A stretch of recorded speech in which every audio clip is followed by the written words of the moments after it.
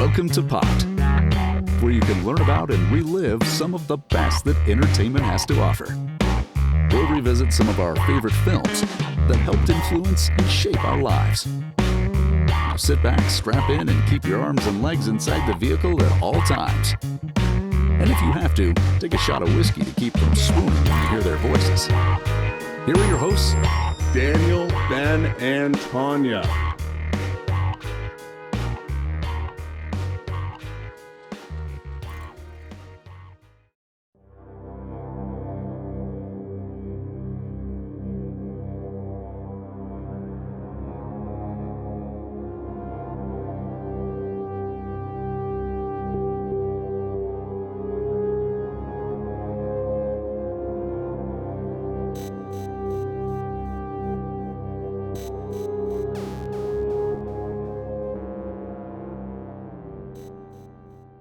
I know that, dude.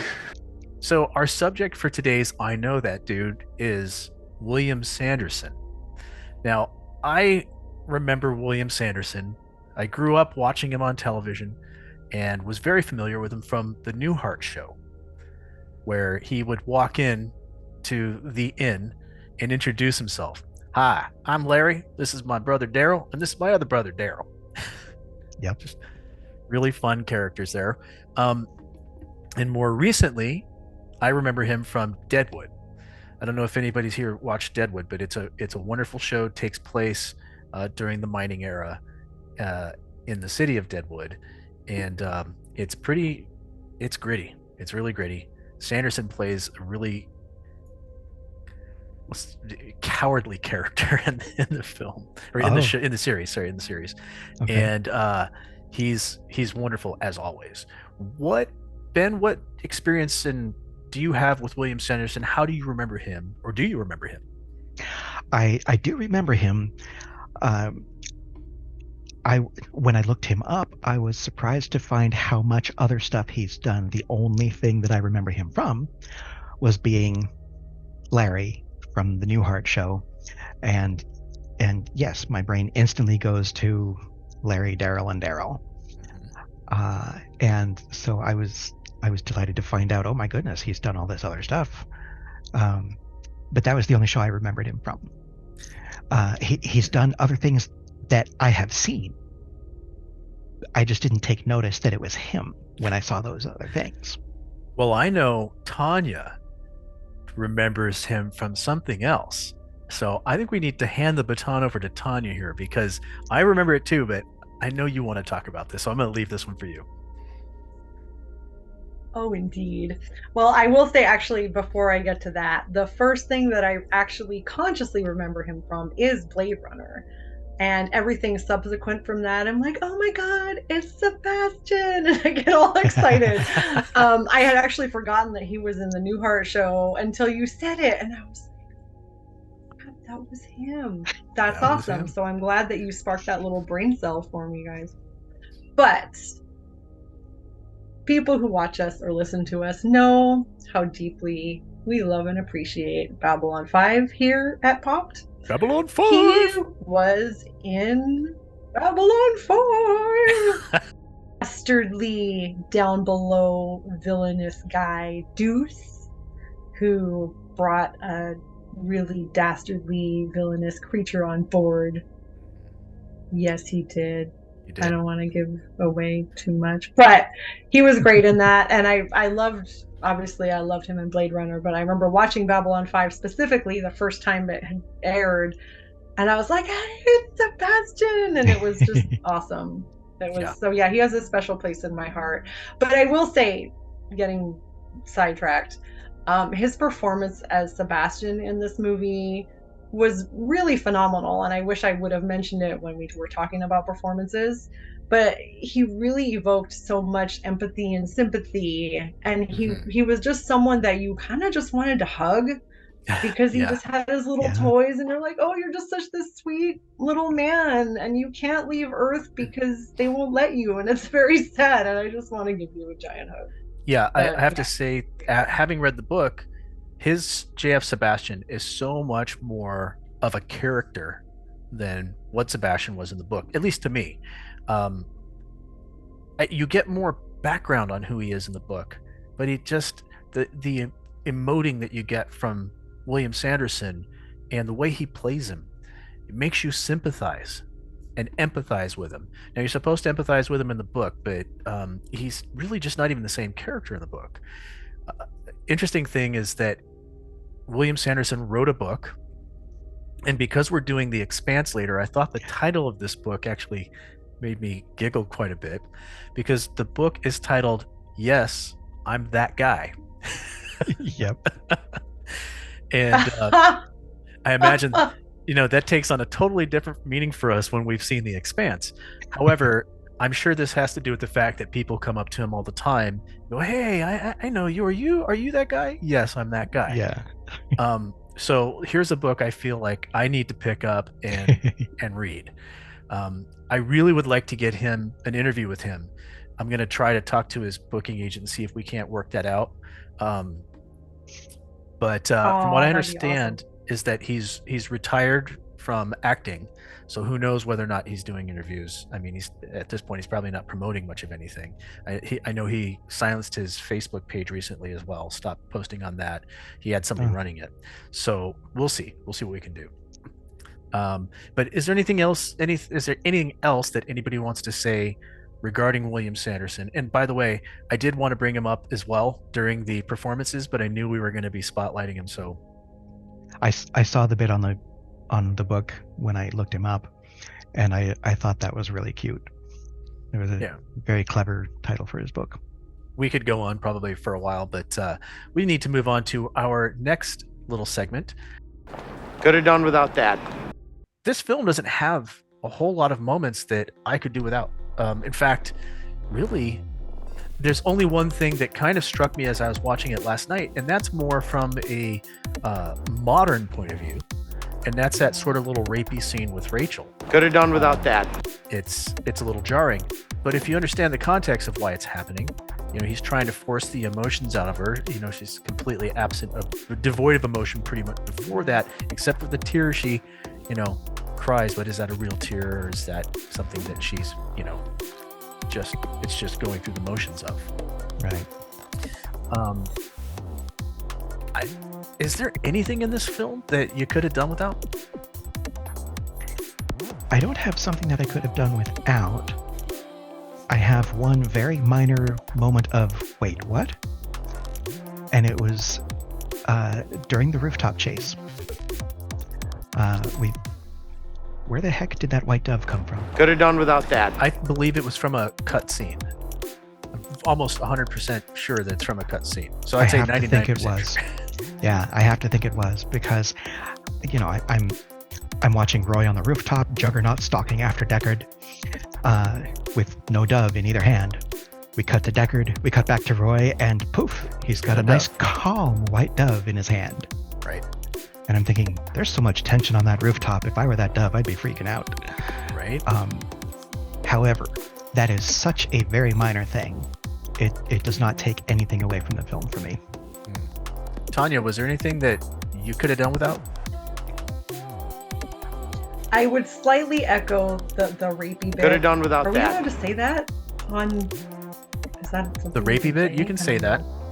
Rape's not a bad word. Yeah. It's Okay. just a word that has a lot of societal loaded connotation. It's an uncomfortable, icky, cringe word. Yeah. But it's so funny because when I had seen it when I was younger, it didn't bother me because it was the 80s. And that's sort of when you realize like how much things have changed. I mean, obviously that's what, like 40 years later. Right. And all of a sudden you're like, wow, culture does evolve. It's pretty amazing, because now that scene is moderately disturbing to me. It doesn't make me hate it. It doesn't make me think, hey, is it a horrible person? Oh my God. But it is a little bit of It's uncomfortable. Slightly, yes. That's a good word, Ben. Thank you. Yeah. So there was only one other thing that I could have done without, and it wasn't from the final cut. And they did without it. They took it out of the final cut, which I really appreciate. They actually took it out of the director's cut as well, which preceded this. but the narration. Could have done without This that. whole film noir thing, and they had that sort of hard-boiled detective narration going over the original cut of this film that the studio insisted they record. Harrison Ford was not happy about it, and when he went in to record it, he purposely did it as badly as he could so they would think, well, we shouldn't use this, but they used it anyway. Oh my goodness. And I mean, if you listen to it, it's pretty cringe. Some of the things he says in there are even pretty cringe, especially in the context of today, looking back. Words that we wouldn't even use in a narration today.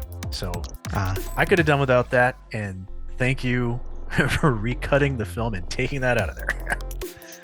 Yeah.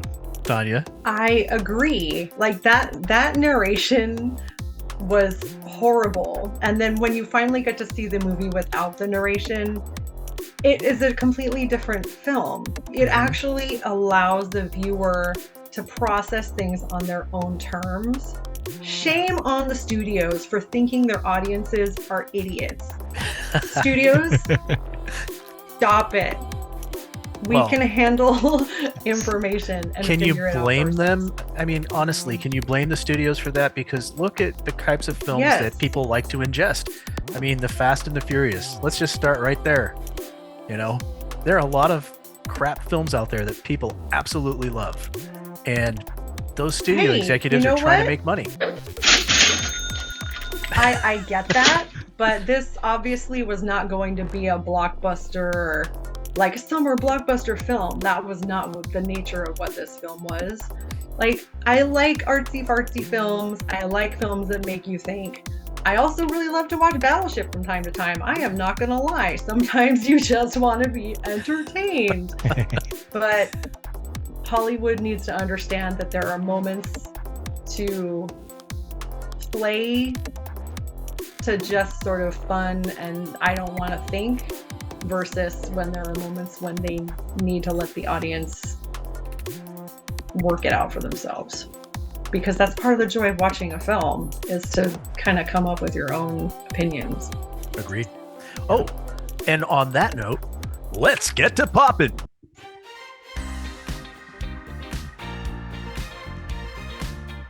Yeah, great music, right? Ben, why don't we start with you?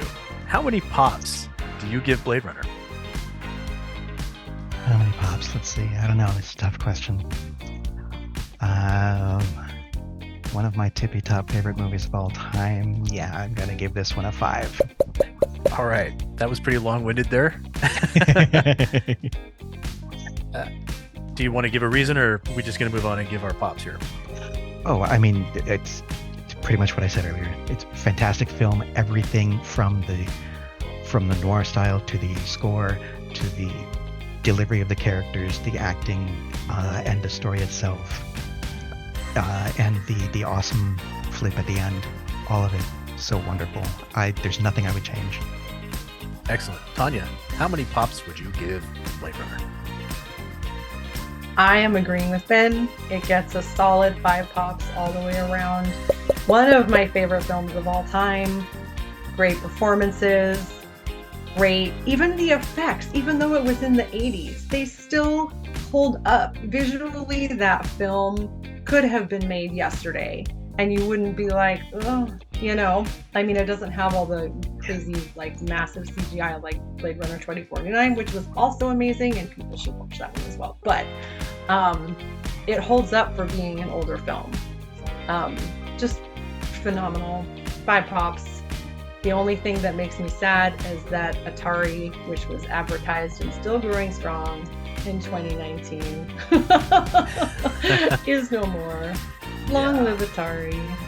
Yeah. Well, Yeah. hey, there was one of the things Sad that we days. could have brought up that is no longer around, or didn't come to fruition today. Atari. Yeah. Oh, that's right. I should have. I forgot about that until this time. But for me, this should be no surprise. 5 pops. It only gets 5 pops because I can't give any more pops. I would give it 10 pops if I could. This you say it may be one of your favorite films of all time. I'm pretty certain this is my favorite film of all time.